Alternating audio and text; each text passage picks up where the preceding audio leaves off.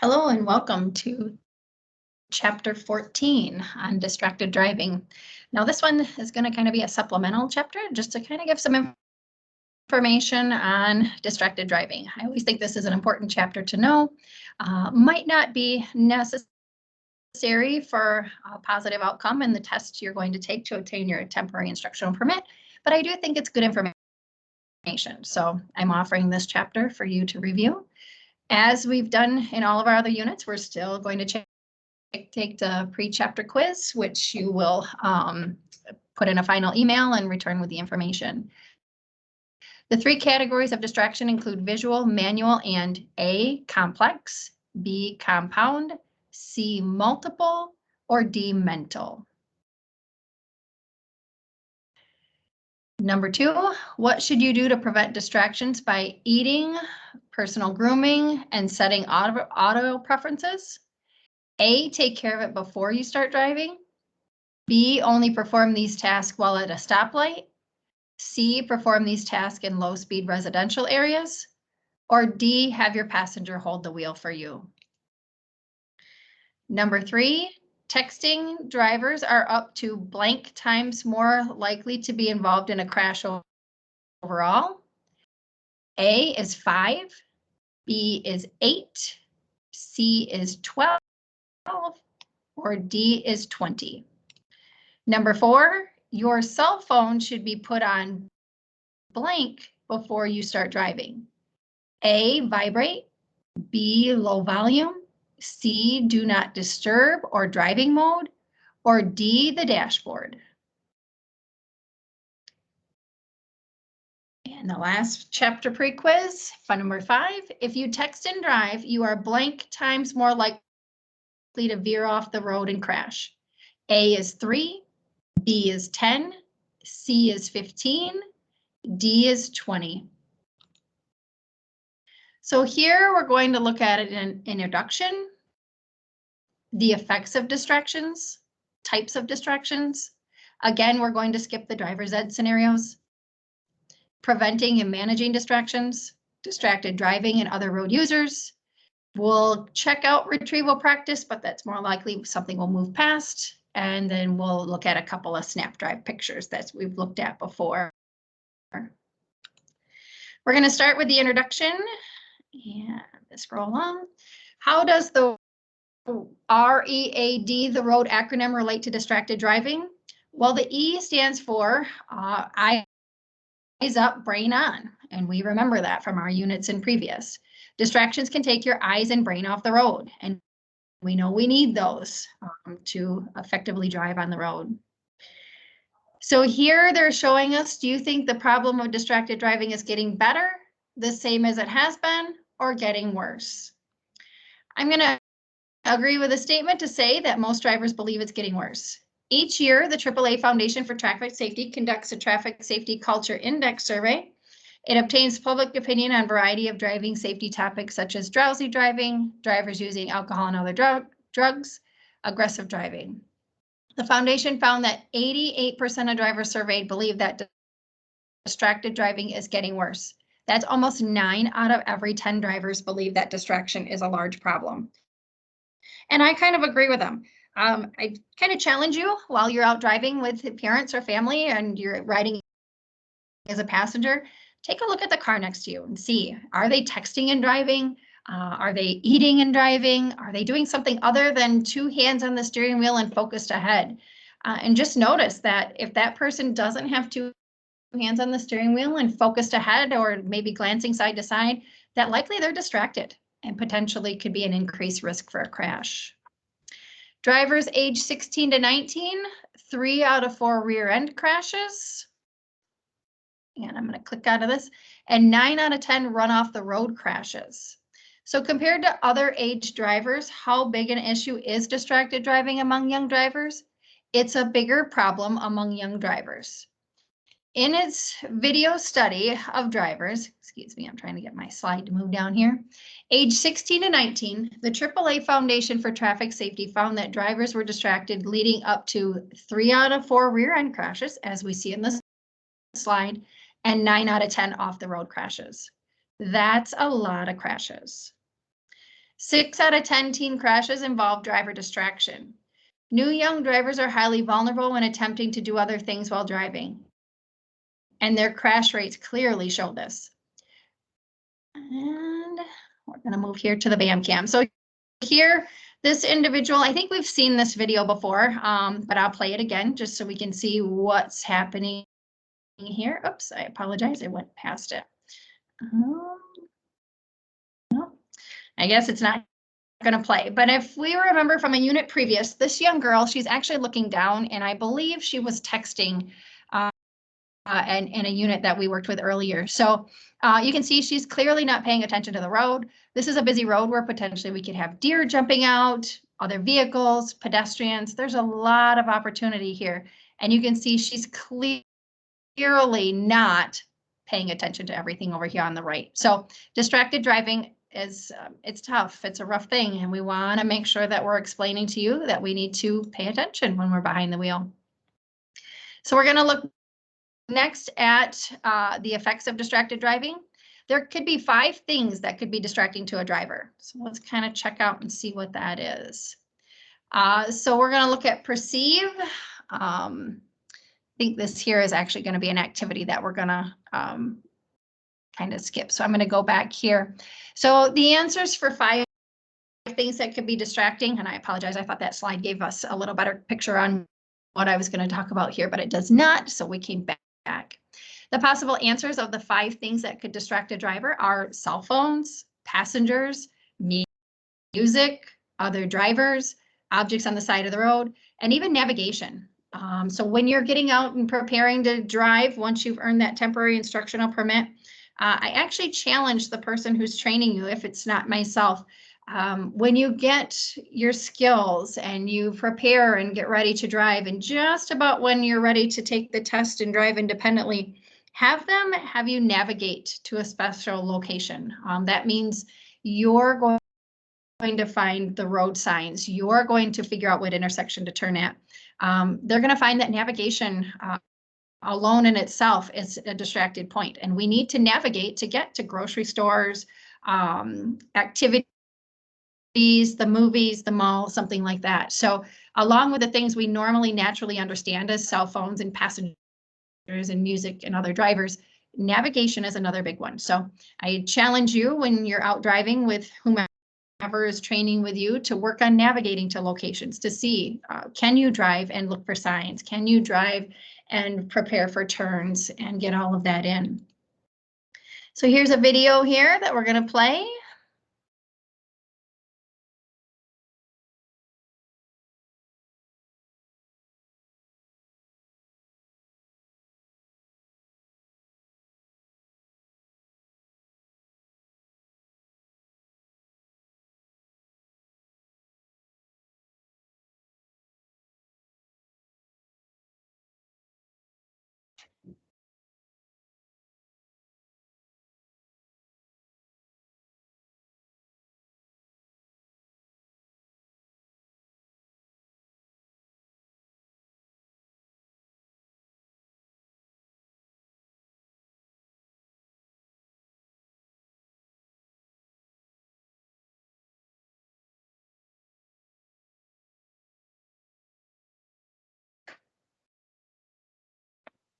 All right, I apologize. I thought that was lasting a little bit longer, so I walked away from the computer for just a moment. So on to the next slide here. All right, so distracted driving, we want to talk about the 3 types of distractions. It's visual, manual or physical, and cognitive or mental. So any of these distractions could result in a crash.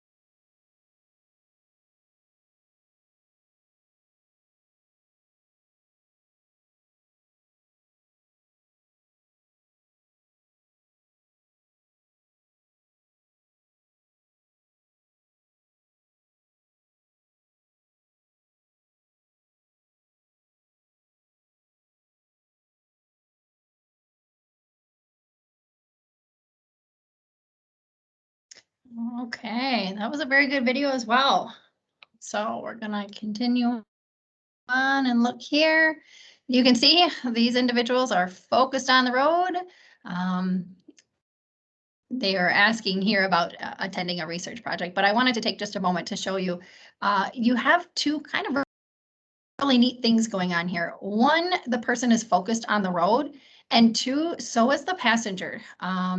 Unfortunately, he's smiling, so maybe they were talking about something that might distract him a little bit, but overall, two hands on the wheel, focused forward and prepared. Now, what's a little maybe nerve-wracking is the way her hands are up, maybe potentially something is coming up, but it's also an assistance and help. So this is kind of a neat picture here. Here we can see we've got a little bit of smiling, so maybe this person was in the back kind of giggling or laughing at them. So it's kind of taking her mind off it a little bit. This person is focused forward, but he's also smiling too, which means potentially he's paying attention to what I'm going to call a goofball in the back as he's hanging on. He's in her field of view by sitting in the center. She's not able to see out of her rearview mirror here. So a lot of things going on. Again, as we talked about on the previous slide, you know, she's got two hands on the wheel. She is focused forward, but there's a lot of stuff going on here. So the more individuals we pack in the car, the higher our risk for distracted driving. So we always want to be careful who we have in the car, have a plan, make sure we're prepared so that we're not distracted. Because again, 6 out of 10 teen crashes involve driver distraction. The most common forms of distraction lead to a teen crash include, I'm gonna have to read this, it's a little small on my screen here.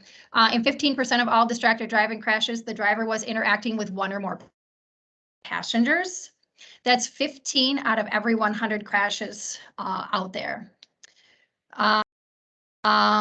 We have here, how does the number of pure passengers affect the likelihoods of a young driver being involved in a fatal crash?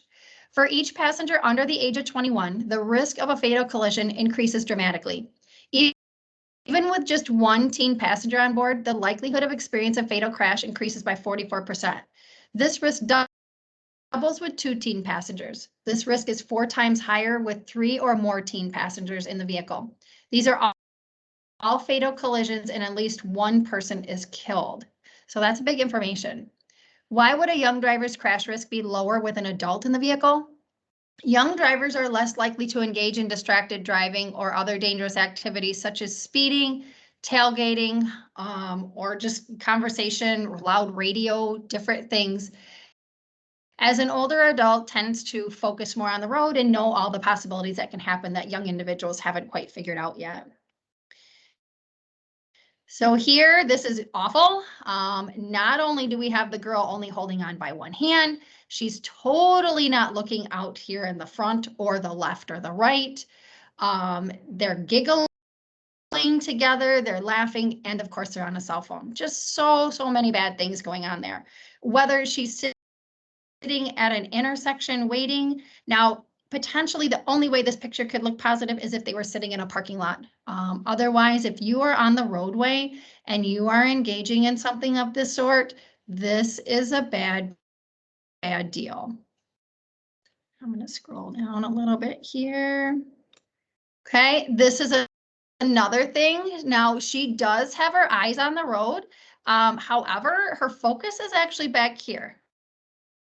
She knows her purse is in the center, but she's still got to find it. If we're not looking at her hands, sometimes we don't know where our hands are going. So she is focused forward, but her mental state is focused in reverse. So this is a dangerous situation as well.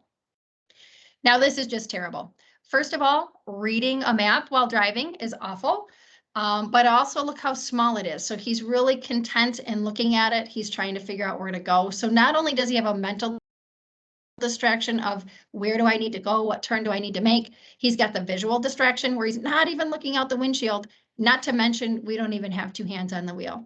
So I would certainly hope that he's sitting in a parking lot, but I've actually seen this happen at intersections, slow on the right side of the road. Maybe I've seen people try to do this. So just understand this is very, very scary and that there's so many reasons and things going on here that he's not paying attention. This is a safer option, and it's one that I recommend for a lot of individuals. It can help you with navigation. So if you remember earlier on, I had talked about navigating with those who are training you to see how that works. A Garmin, a mapping app on your phone, or something of this sort on your car is actually helpful. Some people may feel they're distracting, but they tell you when a next intersection is approaching, when your next turn is coming, maybe even alert you of an accident in the future or coming up. So I recommend a navigational device if it's possible. I think that as far as distracting goes, it can be, but it also helps eliminate so many other distractions. So while you're training and obtaining your license, if you can get the chance to use a navigational device, I would recommend it, as it's actually a little helpful in driving. Here, we're going to likely talk about eating and driving. So here, eating and driving is a problem. We like to enjoy eating, but we have to focus on maybe opening the package, or reaching for the French fries across the seat, or what happens if we spill, then we need a napkin. So just leave eating for another time. Maybe if you're a passenger, pull over on the side of the road to eat if you need to, eat before going somewhere, but eating and driving is again another distraction. And I'm not sure this is going to play. No, this is not going to do so. So this was an earlier driver picture that we saw. The girl ends up getting into a crash because she's eating. She only has one hand on the wheel. She is looking at the road and paying attention, but if something happens, she doesn't have the ability to react and steer quickly. All right, so here you can see we've got the food in the seat, so that's increased our safety and taken away from our distraction. I'm going to scroll down just a little bit here. You can see that drinking can be a distraction. Once upon a time, a popular magazine did a totally unscientific study of which foods and beverages were the messiest to consume while driving. What do you think the messiest was? Well, here it was coffee. One, it's hot. That's a problem, right? If it gets spilled. Two, it's messy. So people say that they said in this just kind of fun study, they noticed that coffee was an issue. People try to eat tacos behind the wheel. They do a lot of different things. And basically, food is just messy. Leave it in the kitchen and leave it at the restaurant. You know, if we can try not to eat in the car, that's going to be the best. Here, we're going to start to talk about the radio. So adjusting the volume, changing the station, switching from one source to another. Some individuals, it is calming to have the radio on. If you can have, just background music. I actually call it like elevator music. It is calming. But if you start to put on your favorite, I don't know if you're heavy metal or hip hop or country fan, if you put on your favorite song, you might want to sing, kind of move your shoulders a little bit, and that's when the distraction starts coming in. So if you need a radio for calming of anxiety or just to make you feel more comfortable, leave it turned down at a very low volume, just so there's background noise in the vehicle, but try not to turn it up so that it's the focus of your drive as you have other things to focus on. I'm going to leave it here on this picture for just a moment. I've got to scroll through a bunch of slides as we're back to that driver's ed program again that doesn't load and work very well. So I'm just scrolling through to find the next PowerPoint that we're going to discuss here. So just bear with me a moment. It takes just a second to load here.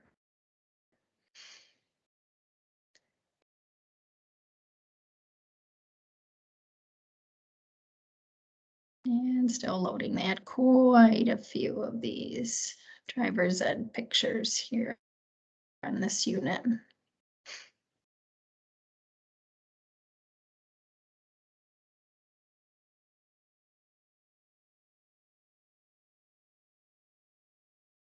And still loading. And almost 70 slides, and I'm still counting of driver's ed pictures. So I wish it worked really well and we could work through some of it, but it doesn't load very well. So I just go on to the next thing. So here we are. It's going to take just a second to load this next slide. 1 out of 5 people, most people use their phones in the bathroom or not use them. Well, the question is, I'll repeat a little bit. Do most people use their phones in the bathroom or not use them in the bathroom? Well, that's kind of a funky question in the driving world, but well, they did a little study on it, said most people do use their phones in the bathroom, about 3 out of 4 people. Okay, a little fun fact for today for us. Among young people, that rate is higher. Over 95% won't go in the bathroom without their phone. The most common activity is browsing on social media, or called toilet texting.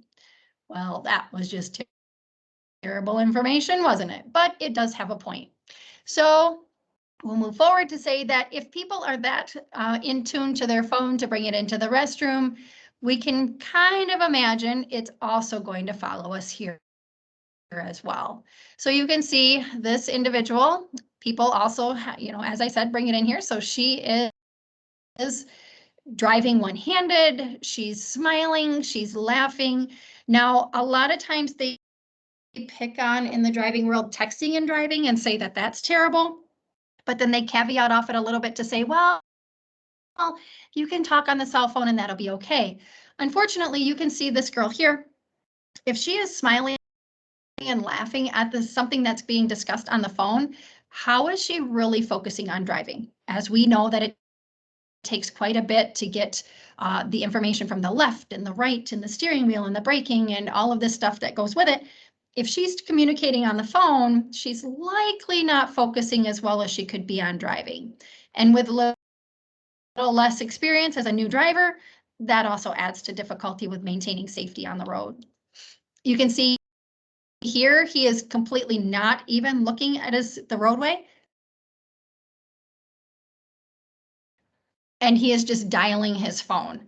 And it looks like he's going down the road. We can kind of see it's a little blurry here. It looks like he's going down the intersection. So we don't have eyes on the front. We don't have eyes on the left or the right. And we only have one hand on the steering wheel. Again, very, very dangerous when we're talking about distracted driving. Here again, going back to talking, she's really not even looking at the road, smiling, focusing, one hand. So again, talking on the cell phone is just as dangerous. So let's look at the next one. Using a phone can equal up to 4 times more likely to be in a crash. Dozens of research studies have shown that when using a cell phone while driving, the risk of being involved in a collision increases up to 4 times, often with fatal results. Even just listening to someone on the phone affects driving abilities. A drop over 1/3 of brain activity in the parietal lobe has been observed. This is part of the brain that's responsible for body awareness, sensory information, and having spatial awareness. Each of these is critical to safe driving. Their functioning cannot afford to be reduced.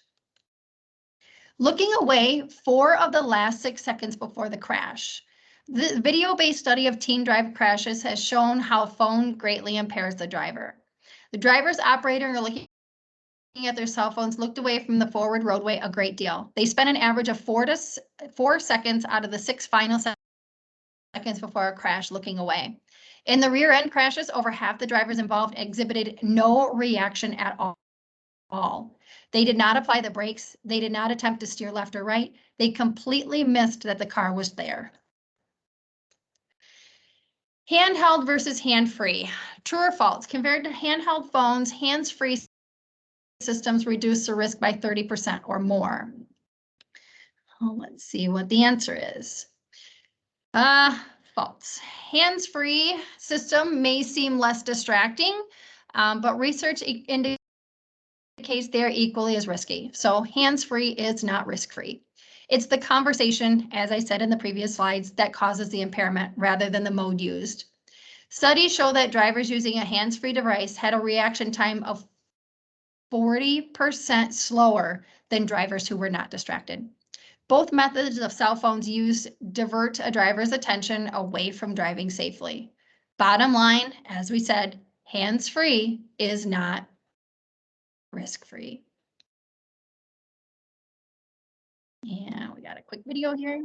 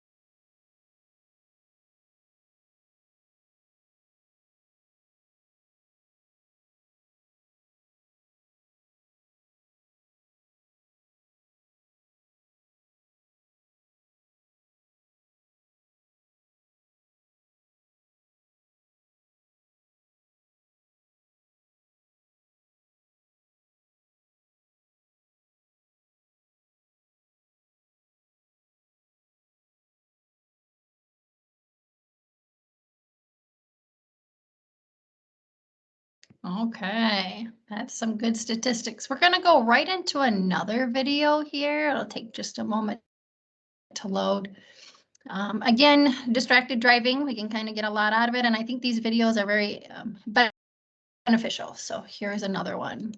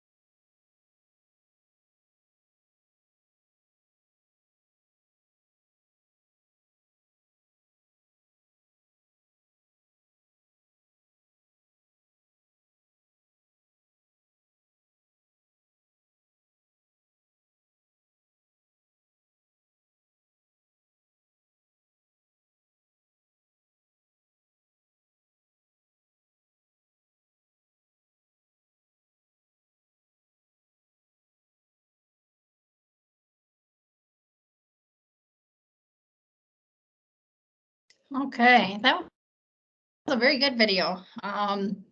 This is a new program for me to work through. I think I said that in earlier units, and the older program doesn't really put it into play as well as this one did. So this is a very good video. I'm going to keep on. There are quite a few videos in this unit, and I do think these are more, again, beneficial than going through just a bunch of PowerPoint PowerPoint slides. So again, we're going to have 3 or 4 more videos. So here's another quick one.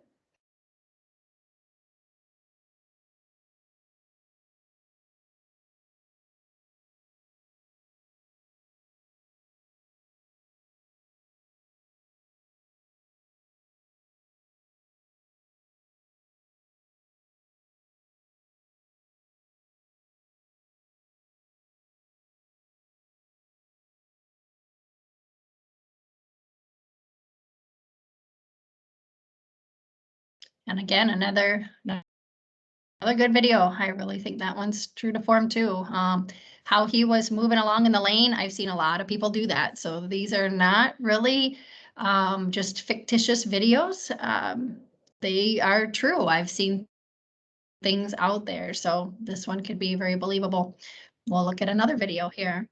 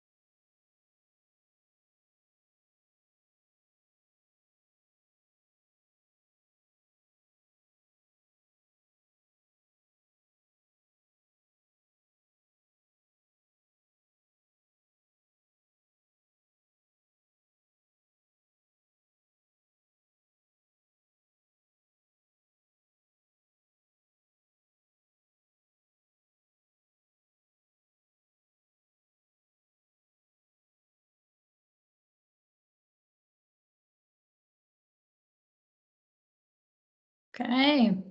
And again, that's very real. These people aren't necessarily actors. I mean, they are in the video for a moment, but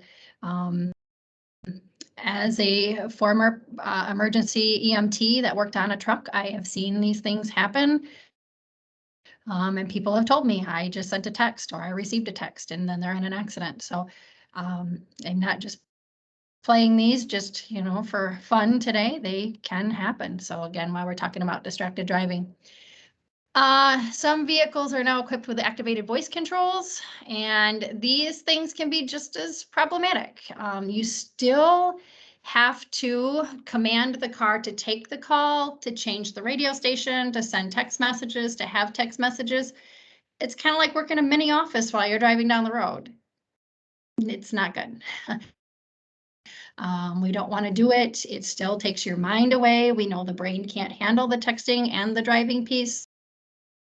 So as much as vehicle manufacturers and phone manufacturers and all these manufacturers are trying to create ways to address this stuff in the car safely, the fact is it's just too much. We can't get it all in and safely drive down the road as well. So voice activated isn't any safer than texting with your hand or using the cell phone.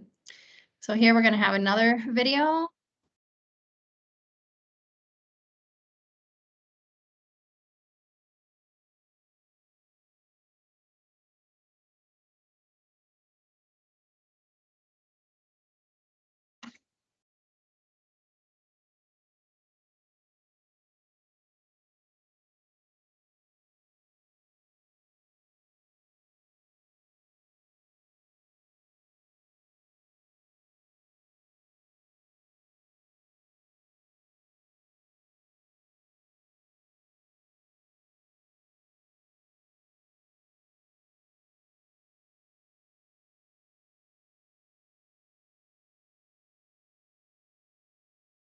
Okay, so we can see there, he was trying very hard. He was speaking very clearly, very independent in his words, and the computer program still didn't grasp what he was trying to say. So then you'll notice he took his eyes off the road. He was taking his hand off the steering wheel. So again, as they're trying to make these vehicles with increased opportunity and increased what they're calling quote unquote safety, it's not necessarily the case. So we're going to look at one more video here.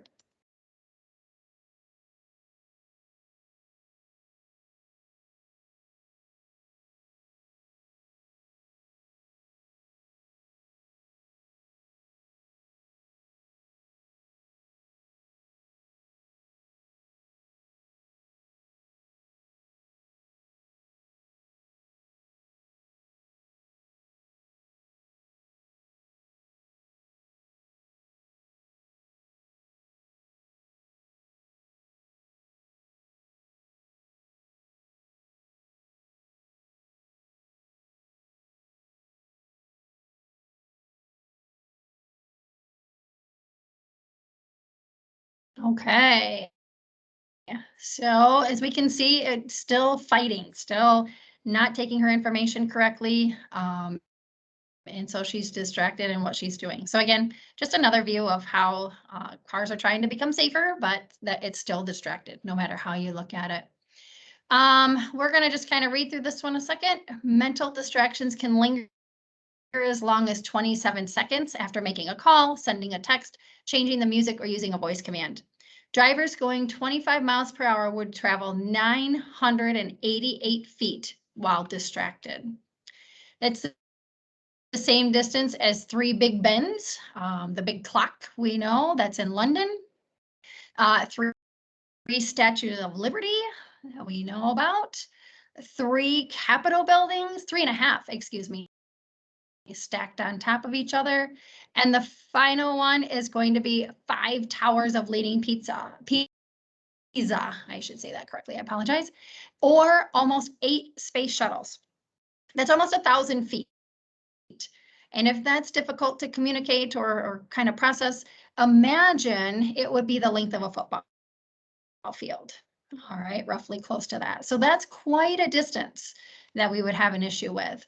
So mental distraction rating system, many drivers believe that if their eyes are on the road and their hands are on the wheel, they're paying attention.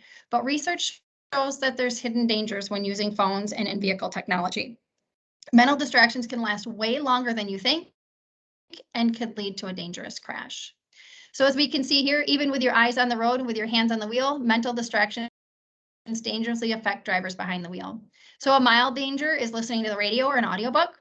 Moderate danger is talking on a handheld phone or a hands-free phone. And using a voice-activated texting or email feature is, of course, a high danger risk. So here we can see that they're texting and driving going down the road, and this is just an exercise that I'm going to skip past here. We're going to talk a little bit about pets.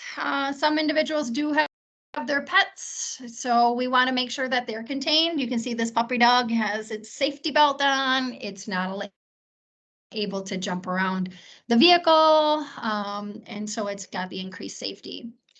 This one here, this is a newer car, and again, they're trying to sell us on how safe our cars are. Now, in crashes, some are testing out and being increased in safety.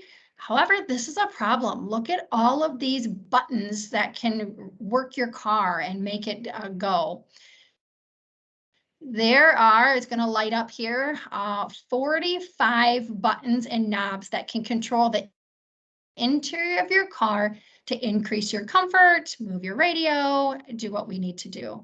That is a ton of distracting information. So again, there's nothing wrong with having a car like this, but we really want to set ourselves up for success, set our temperature first, set our radio station if we're going to have it on, make sure we have everything set for us so that we're not fumbling around trying to figure out what does this button do, what does that button do. Here we can see a crash. It can be tempting to slow down to look at nearby crash scenes known as rubbernecking.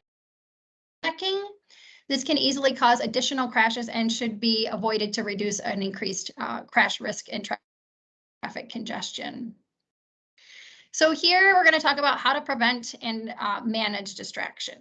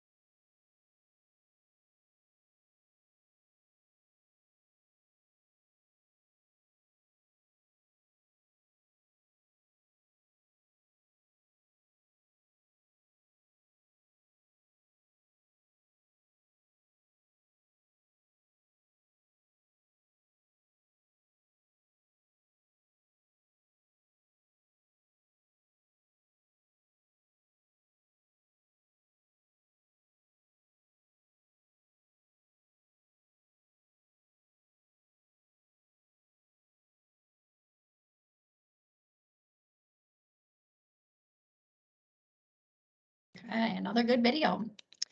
So we're going to look at next, distracted driving and other road users. Have you ever seen another driver on the road who clearly appears to be distracted? Yep, I think we've seen it all before. We're going to look here. This is a video we can play.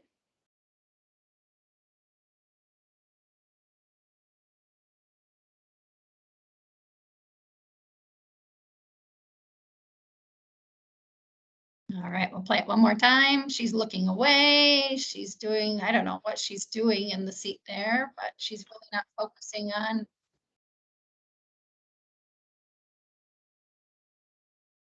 Okay.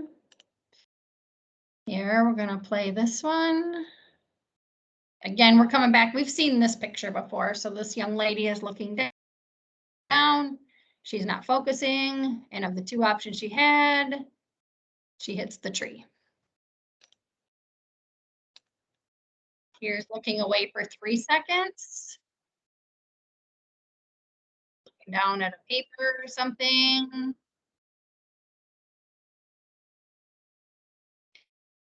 And hits the truck. And here's going to be 2 seconds.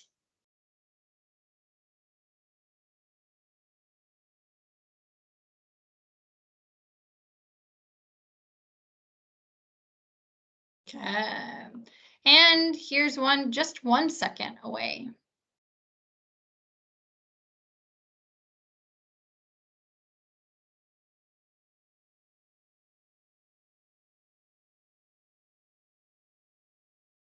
All right, she was focusing the whole time. Now she was chewing gum. So again, that goes back to eating. So I'm not sure if that one really counts as she was only looking out the window. As we can see, she was also a little distracted with eating, such as chewing gum. So again, as we review, we want to keep the eyes up and brain up all the time. I'm going to skip through. These are a couple of exercises here. And then we have a couple of snap drive videos. So we'll load those up and look at those. I like to review those at the end of the chapter. And here we go. Here they're headed towards a tunnel. So we want to make sure we're focused and pay attention because it's going to be dark. We want to make sure we're not distracted driving or eating or doing anything like that because we're going downhill. We have multiple lanes. It's going to get very dark. Let's see this one here. Here we have a pedestrian crossing the road.